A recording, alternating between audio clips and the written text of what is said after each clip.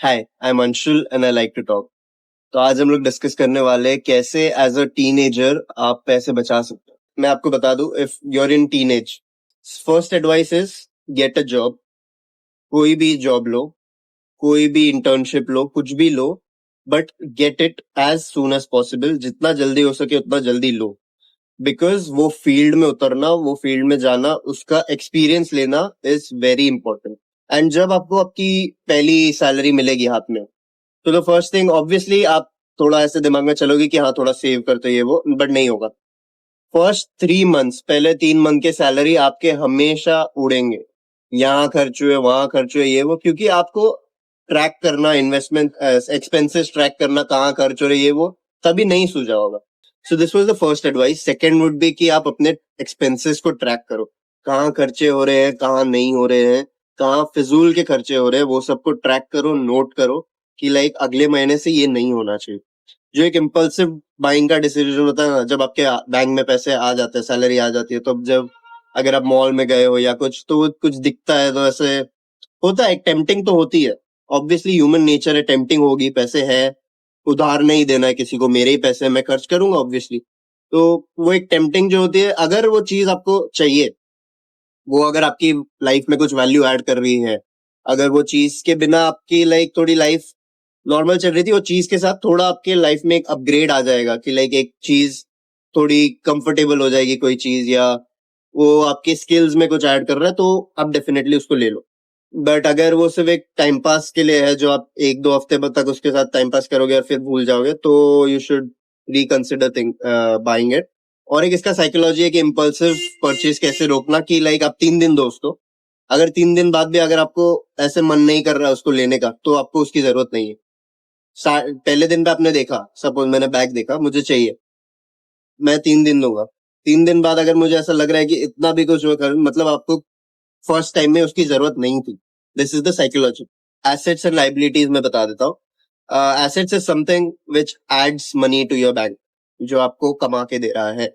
Liability is something जो आपको कुछ रिटर्न में नहीं दे रहा है, आपको सिर्फ रिटर्न में खुशी दे रहा है, फन दे रहा है वगैरह, पैसे नहीं दे रहा है। तो as a teenager, focus on building assets, investments, rather than spending money mindlessly, sorry. Another most important thing is loans, EMIs में मत घुसो, not worth it।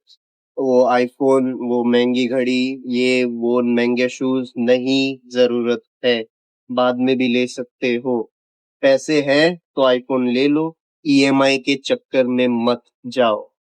Waste of money, waste of time, खाली फोकट का स्ट्रेस दिमाग में build होएगा कि payment करनी है, ये करनी है, वो करनी, मत घुसो। As a teenager you meant, तुम खर्च करो, पैसे तुम्हारे ही पैसे हैं, बट इतने बड़े बड़े खर्चे मत करो कि बाद में रिग्रेट हो। एक मिडिल क्लास टीन का मेंटालिटी ये होता है ना, कि जब वो अगर थोड़े खानदानी रिच फ्रेंड्स के साथ घूमते हैं, तो उनको भी उनका स्टेटस मैच करना है, उनकी तरह आईफोन लेना है, रोलेक्स पहनना है, ये वो।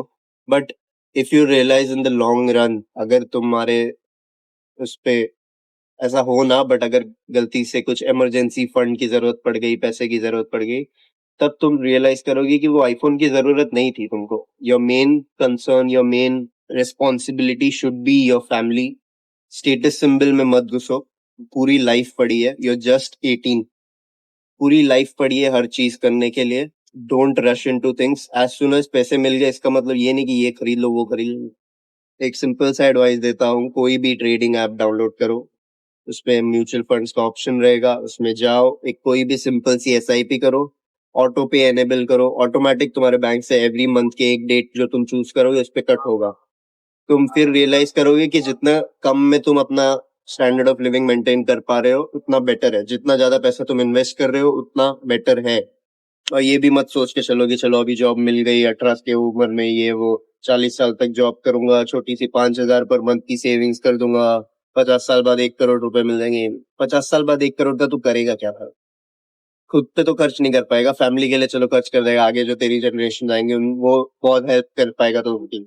बट खुद भी तो फन करना जरूरी है ना। एक लाइफ तो सबको मिलती है, तुझे भी तो एक लाइफ मिली है, तूने मजे कहाँ किए? मैं ये नहीं बोल रहा हूँ कि जो मिल रहा है पैसा सब कुछ उड़ा दो, बट एज सेविंग्स के साथ साथ पैसे का मजा लेना भी जरूरी है।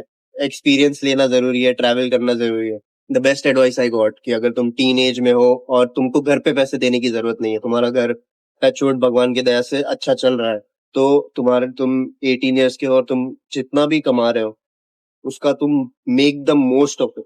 उसका तुम पूरा का पूरा ट्रिप पे जाओ, ये खर्च करो, वो करो, इन्वेस्ट करो जितना कर सकते हो, ट्रेडिंग करो, हारो पैसा, जीतो हारो हारो, फर्क ही नहीं पड़ता मुझे। क्योंकि at the end of the day तुम्हारे पेरेंट्स तुम्हारे साथ है पीछे, तुम्हारा फाइनेंशियल सपोर्ट अभी भी तुम्हारे साथ है, तुमको घर पे पैसे नहीं दे रहे ना, तो ऑब्वियसली फिर नेक्स्ट मंथ फिर से आ जाएंगे वो पैसे। तो इसलिए make the most of it, make the most experience of money, ताकि जितने यंग एज में तुम एक्सपीरियंस ले लोगे ना, तो तुमको बाद में पता रहेगा कि ये चीज में नहीं घुसना चाहिए, ये ट्रेडिंग में तुमने ये किया था तो ये चीज बाद में नहीं करनी चाहिए। जितना ज्यादा लेसन तुमको मिलेंगे एट एन अर्ली एज, तुमको बाद में पता चलेगा कि वो चीज में तुमको पैसे डालने चाहिए कि नहीं डालने चाहिए। तो yeah, that's it for this video. Thank you so much for watching. Comment down below अगर तुम्हारे thoughts क्या है about saving money, how you save your money, and next video के लिए क्या topic होना चाहिए, also let me know that. And please subscribe to the channel. मेरे subscribers कम हो रहे हैं, पता नहीं क्यों, but yeah, subscribe to the channel, share this video. Thank you so much for watching. Bye.